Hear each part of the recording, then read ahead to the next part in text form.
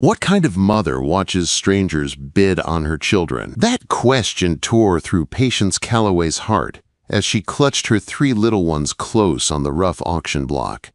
Dawn had barely broken over Leavenworth, Kansas territory, 1858, but the town square was already buzzing with voices, boots, and the cold-blooded business of selling human lives. Patience stood barefoot on splintered wood, holding Thomas, Emma, and little Samuel against her skirts. Her husband had been dead 4 years, crushed in a mining accident that left her drowning in debt with no family and no future.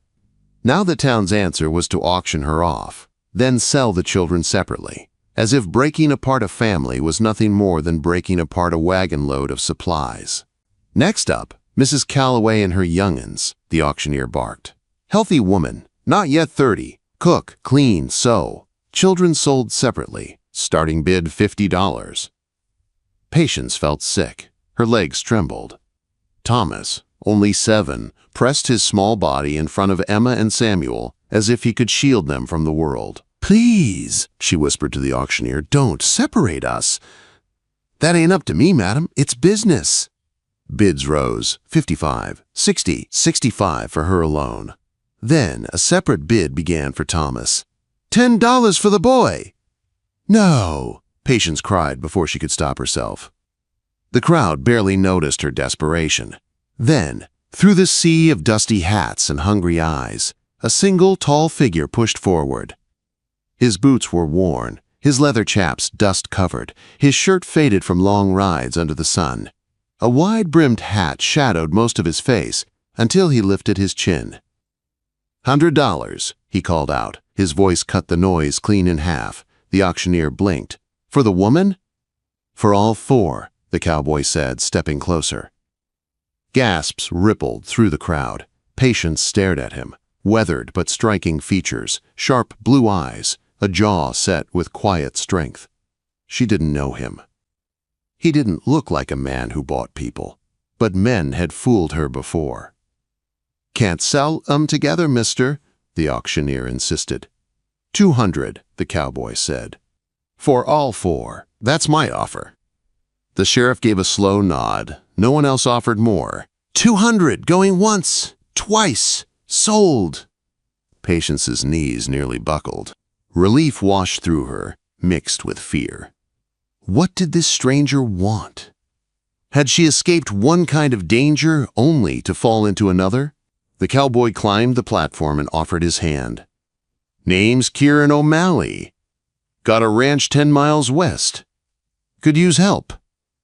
You'll have your own cabin, food, fair wages." "Why?" Patience asked, gathering Emma in her arms. Thomas and Samuel clung to her skirts. Kieran's gaze softened. "Nobody should take children from their mama. Ain't right." He motioned toward a wagon loaded with supplies. "My team's over yonder. We'll head out once I finish loading." As they walked away from the auction block, Patience felt the burning stares of townspeople. Thomas walked beside her, shoulders squared, watching the cowboy with wary eyes. "Mama," he whispered, "can we trust him?" Patience rested a hand on his shoulder. "I don't know, sweetheart, but I'll keep you safe. All of you." Quote. Kieran helped them onto the wagon, then climbed up and took the reins. "Long ride," he said. "We'll reach the ranch by sundown." The wagon rumbled over rutted trails as Patience studied the man beside her. He looked early 30s, strong but not harsh, watchful like someone who'd learned to expect trouble. When she finally spoke, her voice was steady but unsure. "Mr. O'Malley, I need to know what you expect from me and my children." He kept his eyes on the road. "Cooking, cleaning, mending, whatever needs doing. Kids help when they're able, but they should have time to be kids. And nothing improper, if that's your worry. You'll have your own space." Patience felt a wave of relief she hadn't dared hope for. "Thank you." The trail stretched long and dusty. Samuel fell asleep in her arms. Thomas peppered Kieran with questions about horses. Emma watched butterflies dance through the tall grass. By late afternoon, the land began to change. Rolling hills, creek beds, trees whispering in the wind. Finally, a small valley opened before them. "That's O'Malley Ranch," Kieran said, a note of pride in his voice. Patience saw a sturdy log house, a big barn, a corral, and a smaller cabin set apart. Smoke rose from the chimney. Fences stood straight and clean. It looked like a place built by hard work, not cruelty. Kieran stopped near the barn. That cabin's yours, he said, pointing. 2 rooms, fireplace, fresh linens. Water pump out back. He carried their few belongings inside while Thomas explored, and Emma helped Patience unpack. Samuel stayed pressed against her side, shy and unsure in the new space. It's nicer than I expected, Patience said honestly. Kieran nodded. Get settled. I'll show you the place tomorrow. Explain how things work. When he left, the cabin felt safe, yet unfamiliar. Patience fed the children a simple meal, tucked them into bed, and sat beside the fireplace. Flames danced against the walls, warming her tired body. She looked at her sleeping children. Thomas's protective arm curled over Emma, Samuel tucked tight by her side. They were safe. Together. But at what cost? And for how long? Patience Calloway made herself a promise that night. Whatever waited on this ranch, whatever secrets lay behind Kieran O'Malley's quiet eyes, she would protect her children. She would build them a life. She would never again let anyone break them apart. The rooster crowed at dawn. A knock sounded at the door. Kieran stood outside, hat in hand. Morning, Mrs. Calloway. Ready for a tour? Patience took a breath, squared her shoulders, and nodded. Lead the way, Mr. O'Malley. Patience followed Kieran across the yard with her children close beside her. The morning air was cool and smelled of fresh hay. The ranch was larger than she expected. A bunkhouse stood near the barn, a smokehouse sat near a spring, and several corrals stretched across the open field. Horses grazed peacefully in the distance, their coats glowing under the rising sun. Most days it's just me running everything, Kieran explained. Hire extra hands when needed. Roundups, breaking colts, that kind of work. Thomas stared wide-eyed at the horses. Do you have a lot of them, sir? Quote, a dozen or so, Kieran said, smiling slightly. Raising and training them keeps this place going. Patience noticed the pride in his voice. It wasn't loud or boastful, just a quiet certainty. A man who knew his work and took it seriously. These here are my breeding stock, Kieran added as they approached the nearest corral. Several horses lifted their heads, ears pricked. Finest animals I could get my hands on. Thomas leaned forward eagerly. I can ride a little. My papa taught me before he passed.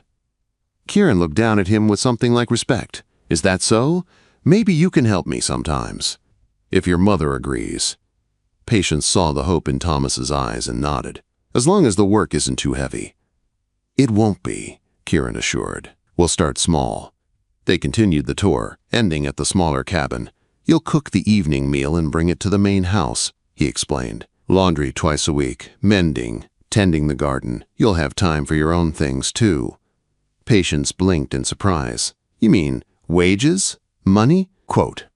Kieran's expression turned serious. Mrs. Calloway, I purchased your debt, not you. You're not a slave. You work for me. The debt clears in 6 months if all goes well.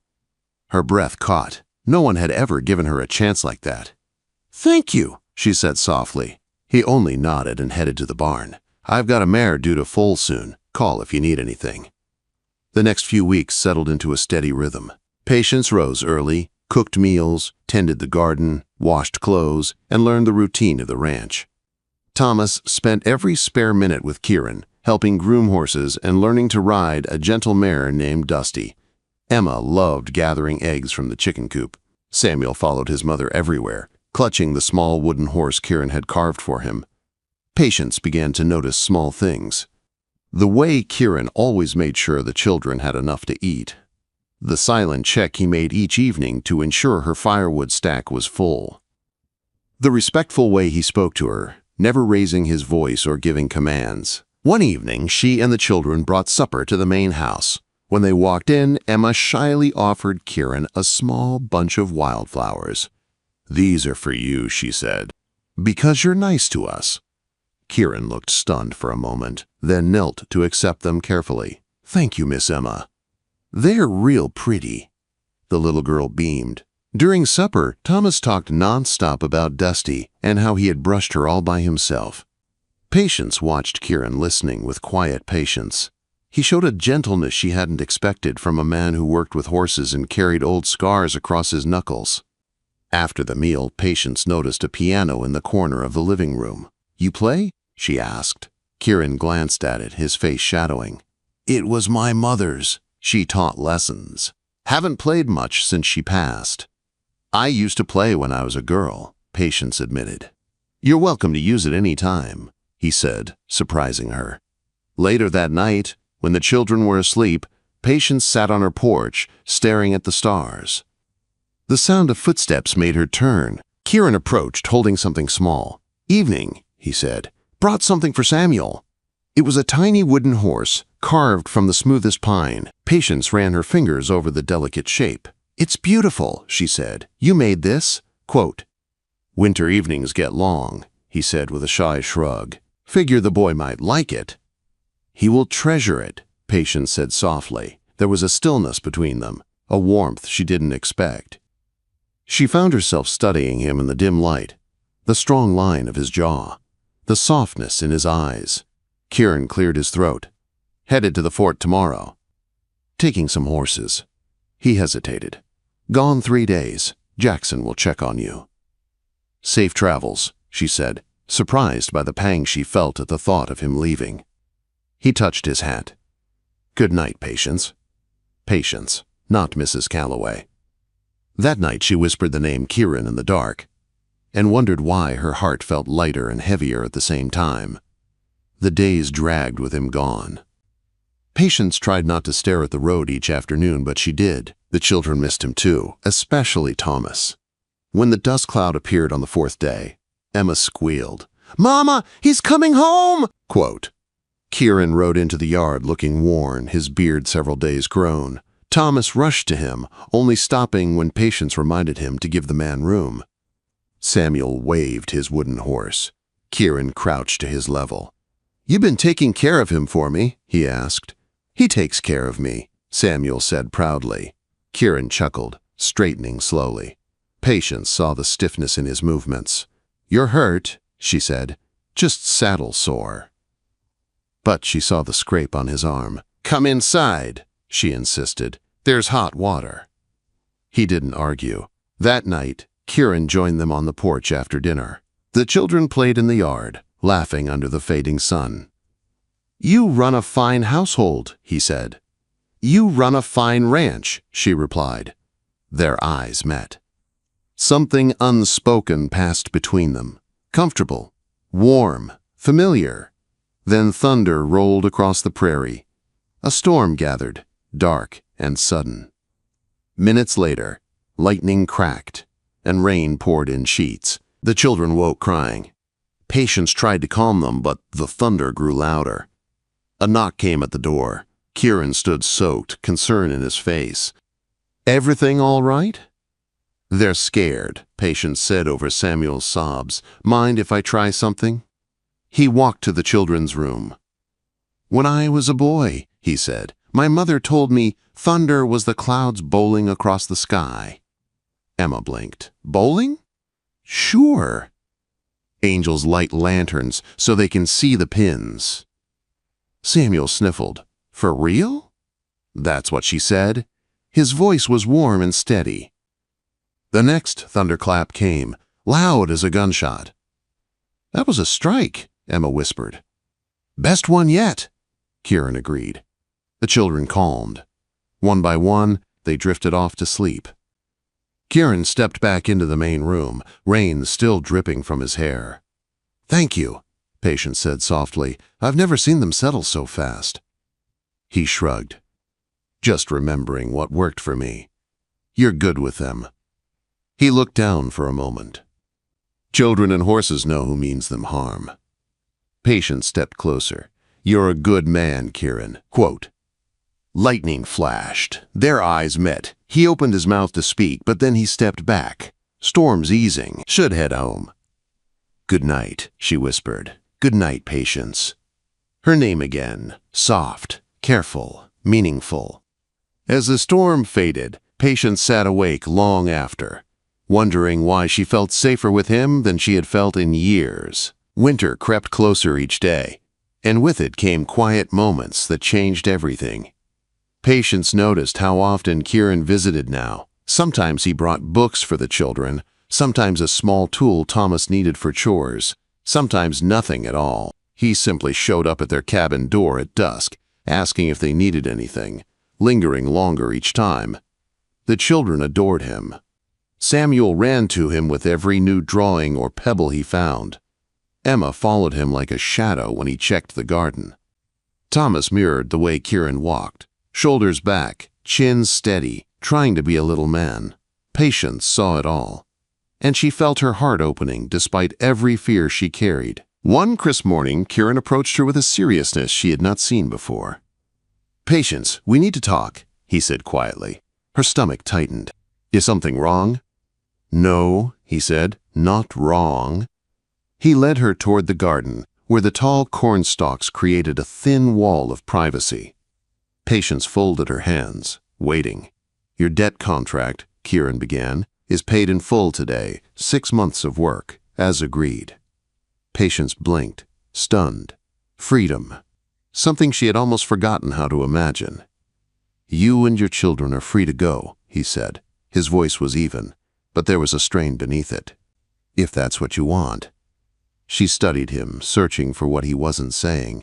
"And is that what you want?" she asked softly. "For us to go?" Quote. Kieran held her gaze, the truth flickering in his eyes. "What I want is for you to be safe. If staying here does that, then yes. I want you here." Patience felt a warmth rise within her. "We're happy here," she admitted. "The children are happy here."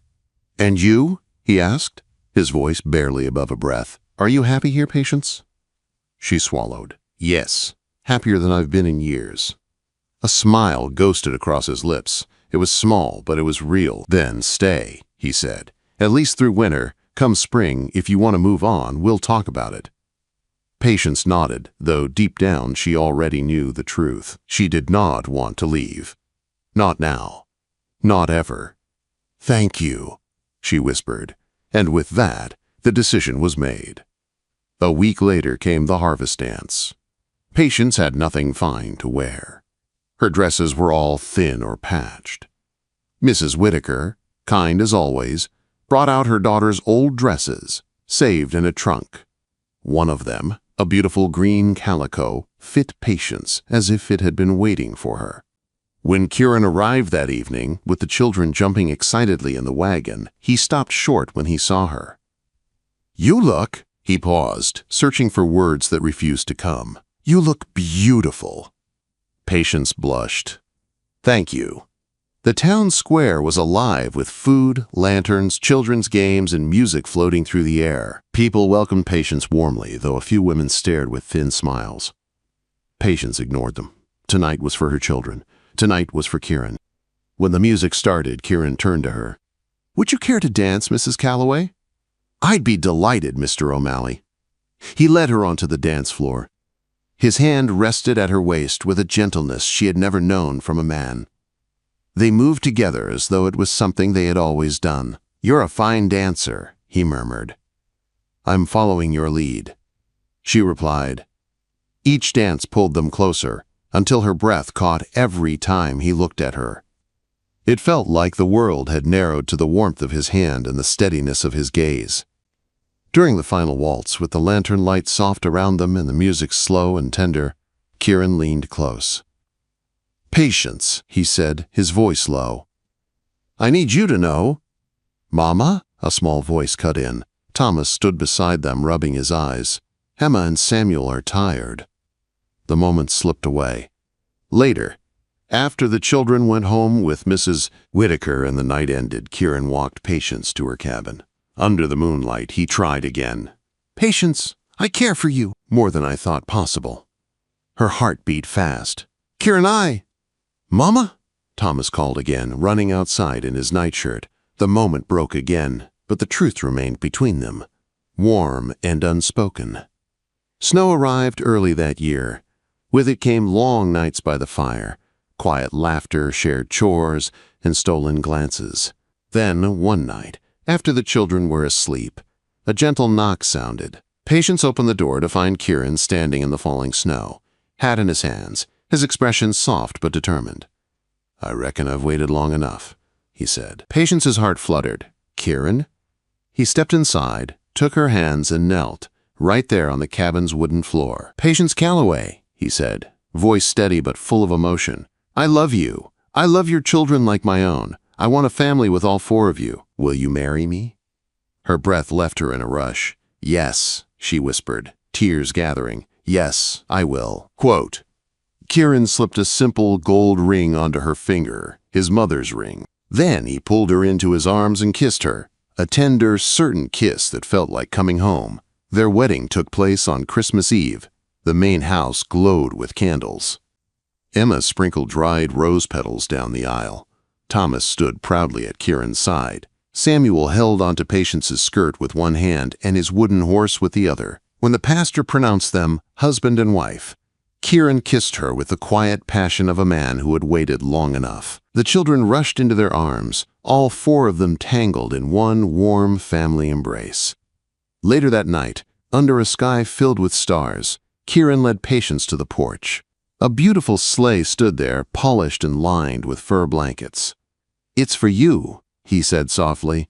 "For us. For rides with the children. For future memories."